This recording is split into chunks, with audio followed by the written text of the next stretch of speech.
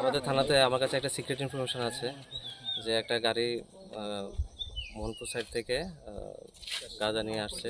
ওই ব্যাপারে আমাদের কাছে মানে টপ ইনফরমেশন ছিল। ওই মোতাবেক আমরা একটা টিম থানা থেকে বড়বাবুর নেতৃত্বে এবং এসডিপি সাহেবকে ইনফর্ম করে দুর্গাচৌমুনি নাকাতে আসি। এখানে অলরেডি কর্তব্যরত ট্রাফিক ইউনিট ছিল, প্লাস নাকা স্টাফ ছিল।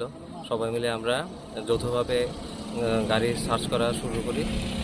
কিছুক্ষণের মধ্যে মানে আধা ঘন্টার মধ্যে আমাদের কাছে ওই যে সাসপেক্টেড ভেহিকেল নাম্বার ছিল ইনফরমেশন, ওই মোতাবেক একটা গাড়ি আমরা রিটেন করি। ওই গাড়িতে 3জন লোক ছিল, তারা 3জনই বিহারের লোক।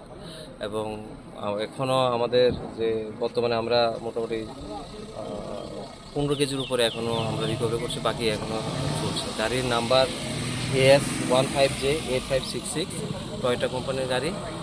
এখন আমাদের তদন্ত চলছে, সার্চ সিজার কমপ্লিট হয়নি এখনো, পুরো ইনভেস্টিগেশন এখন চলছে। স্যার তারা নাকি সাংবাদিকের তকমা লাগিয়ে নাকি? হ্যাঁ, একজন ছিল, উনি প্রথমে যখন আমরা ডিটেন করেছি ওনার পরিচয় অ্যাজ এ মিডিয়া পার্সন হিসেবে দিয়েছিল, একটা কার্ডও আছে ওনার।